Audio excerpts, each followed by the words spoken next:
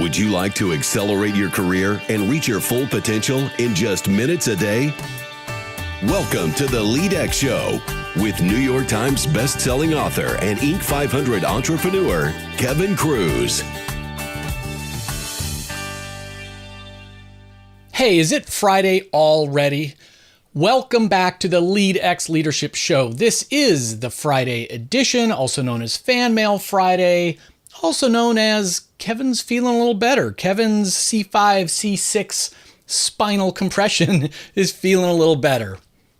In just a minute, I'm going to be answering questions about the difference between a coaching meeting and a one-on-one meeting with your direct reports. I'm going to be addressing a question about productivity from a very busy librarian. And you remember young Jack asking about self-awareness?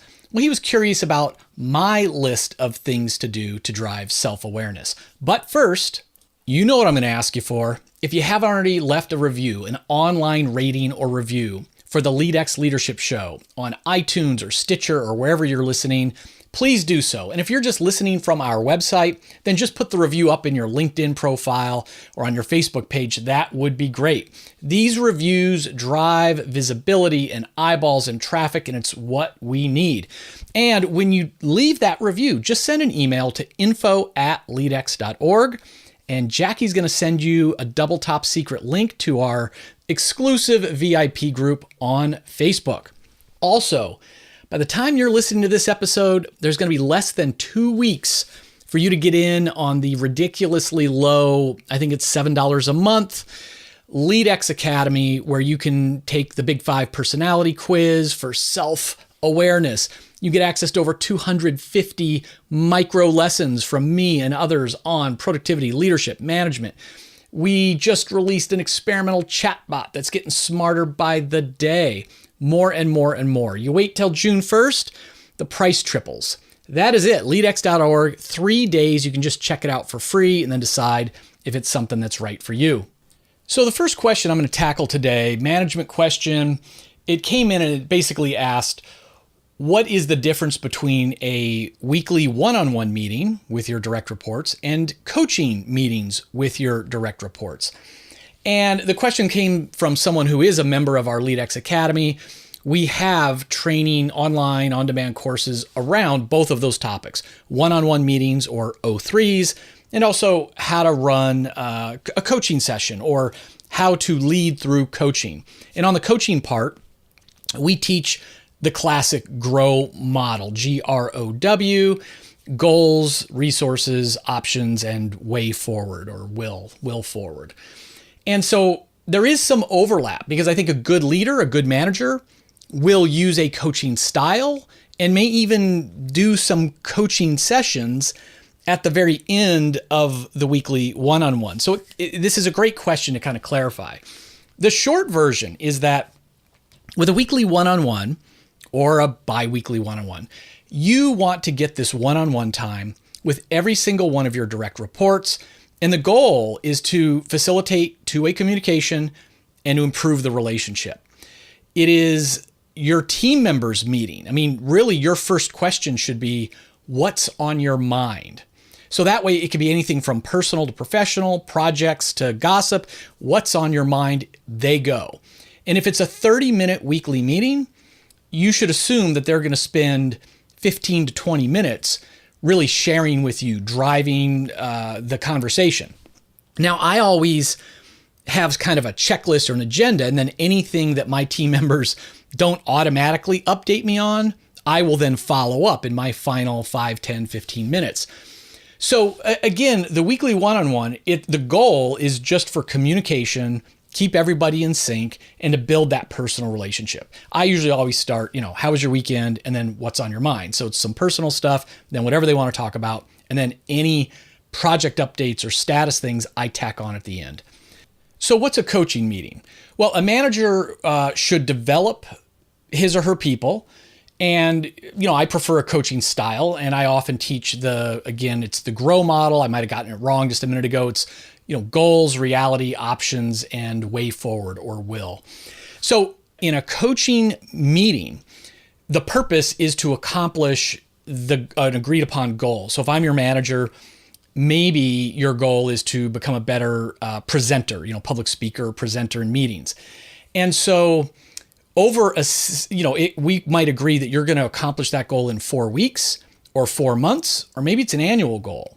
And then through a series of meetings in that time period, all we're talking about is you accomplishing that goal. And again, the GROW model, we would start by, is it the right goal? What goal do you want to pursue? Is it the right goal? How will you know if you've hit it? How will you feel? Reality is about, where are you now? So here's where you want to be. Here's where you are today. Let's take a look at that gap and agree on that. O in the GROW model is options. So big list of what are all the things you could be doing to advance towards your goal? How, books, resources, training, libraries, experiences, mentors, coaches. What if money wasn't an object? What if time wasn't an object? We have this giant list, this menu. And then way forward, or will, is what are you going to do? So we've got 35 different things. You're going to get a book. Okay, by when? I'm going to get a book this Friday and I will have it read by the end of the month and we'll report to you what I learned. I will join Toastmasters, whatever it is. So, sometimes, again, if you've got an extra 5 minutes at the end of your one-on-one meeting, and the purpose of the one-on-one is not to be advancing towards the goal. Remember, it's relationship and communication. But if you've got a spare 5 minutes, sure, you could say, hey, tell me about that book. Did you get that book on Friday like you said? Or did you start reading the book? Or how's the book so far? You can certainly go into coaching GROW model mode in that time, but it's really a separate thing. And again, depending on the goal, you could get through all 4 steps of the GROW model in one conversation, or it could be a dozen conversations over the course of a year. So that's kind of the difference between the two. Now I'm going to tack on one last thing, which is a coaching meeting with the GROW model is different than just a coaching style. So I encourage all of us to, ask more questions rather than give more answers. That goes back to the old, more Yoda, less Superman. Very hard for us to do. I still Superman things all of the time, especially when I get stressed out or it's late in the day and everybody wants to go home. But we should strive to use a coaching, a questioning approach as part of our everyday management. Our next question is a productivity question from Kruse. She writes, I'm a library director at a small public library that does a tremendous amount of programming. On any given day, I might be the director, a library clerk checking out books, the IT person, a janitor, or the landscaper. Most days when I'm at the library, I don't accomplish anything because staff needs my help, patrons want to say hi, or the phone needs to be answered. A considerable part of our success is friendly customer service, so it's not easy to close my door and ignore everyone. I love the library, but need to get a grip on my workload and find a balance between work and home. I'd love to hear your thoughts, Kruse. First, Kruse, thanks for the important work you are doing. You're obviously very dedicated and passionate about your work. And of course, I'm not really giving advice. I don't know you, your situation. I haven't followed you around for a day or a week. So take this with a grain of salt. Having said that, I would start like any one of the 15 secrets that successful people know about time management could make an impact. I'd say just go through them one at a time and try them. Where I would begin is always with your most important task. Now remember, the most important task isn't the burning bridge of the day. It's what is the bigger goal you have for the quarter or for the year, whatever it might be, and what is the one domino you could do today in 15 minutes, in 30 minutes, or hopefully 60 minutes every single day to advance that domino? Maybe it's a new 5-year strategic plan for the library. Maybe it's a new funding request for the local supervisors. Maybe it's the capital plan that needs to be reviewed, things like that. So the idea is, what are those bigger things that you're not getting to in the hustle and bustle? And then think every morning, what is the one little thing I can do today to advance on that big goal? And then, of course, schedule that as the first thing you do. Even if you have to come in 30 minutes early every single day or work on it 30 minutes at home before going into the library, then you're getting that MIT progress day after day after day. And psychologically, you're going to feel so much better. The second thing is I actually went onto your website and you do have a lot of programming, events for kids and crafts and speeches and movie nights through the summer. And what comes to mind to me is the 80-20 rule. Like, look at the patterns. Do you really need to be doing all of those things? And I'm just making this up, but like if you are offering 10 movies through the summer, is there an 80-20 pattern where like 2 of those movies is getting, 80% of the people showing up? They're really popular.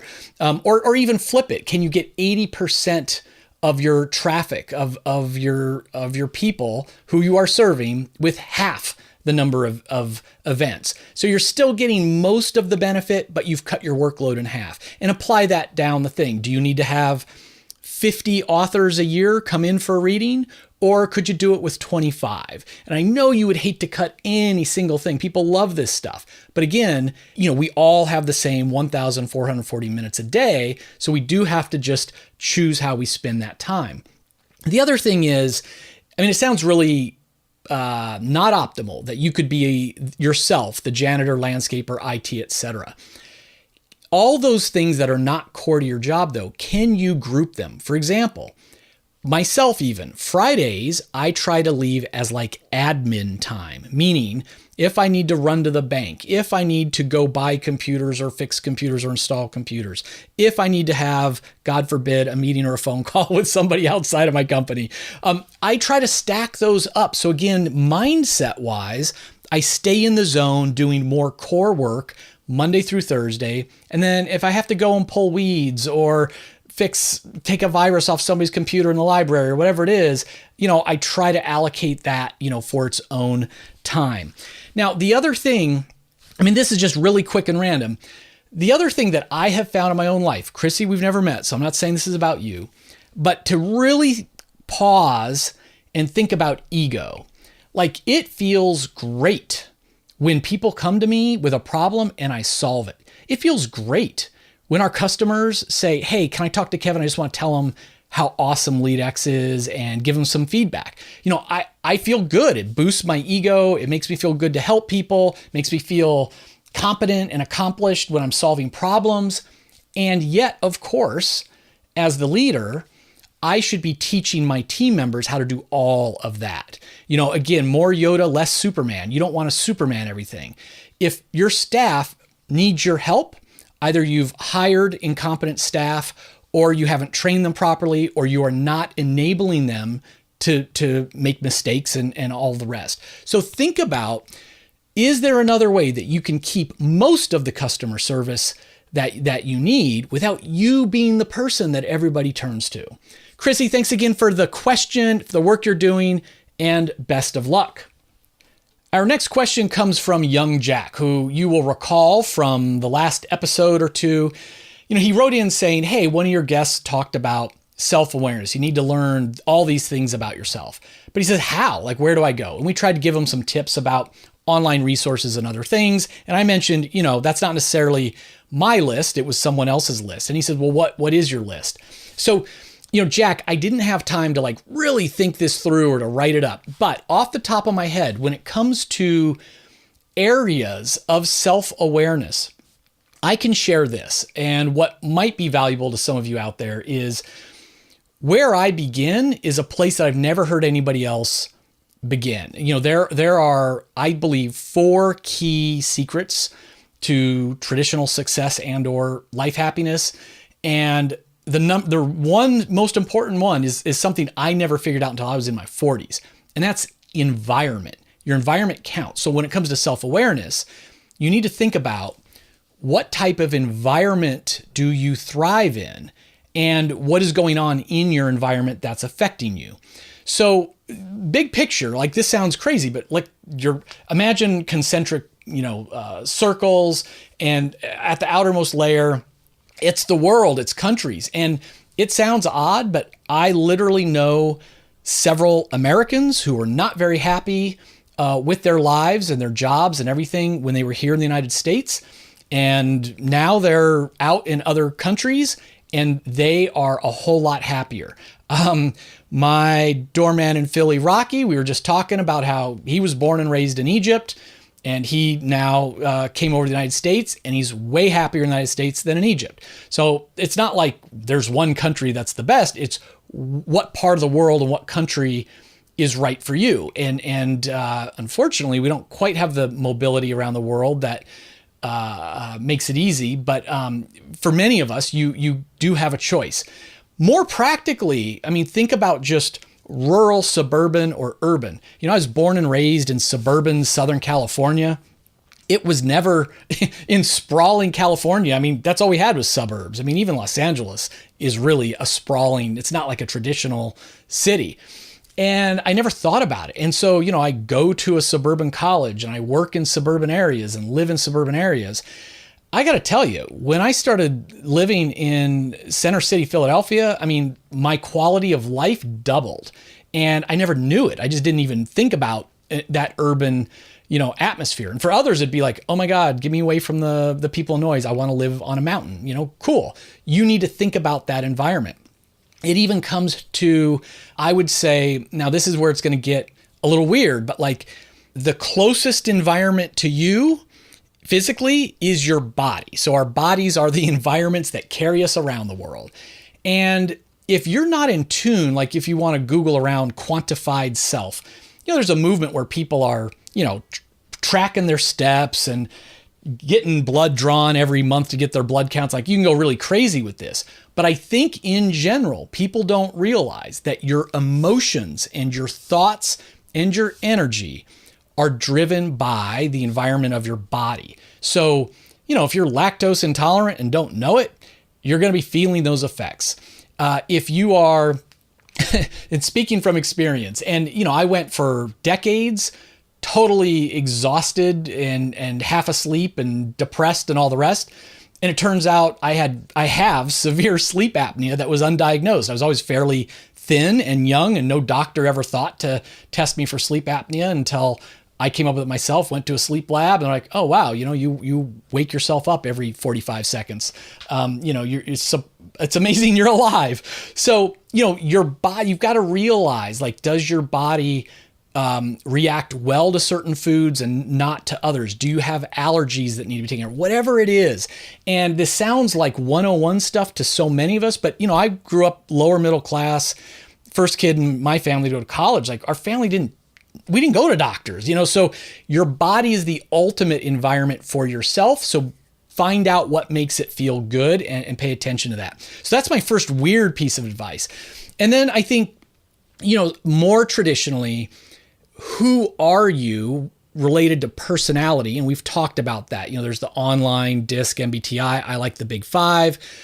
You can take it for a limited time for free at leadx.org/personality-quiz big five. You guys are going to kill me for this. Email me if you want the link. It's up on our website and stuff.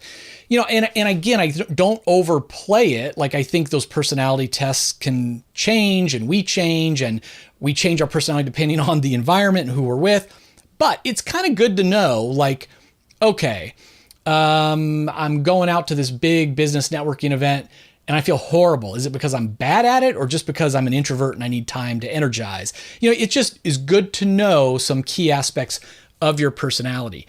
I think knowing your strengths and weaknesses is helpful.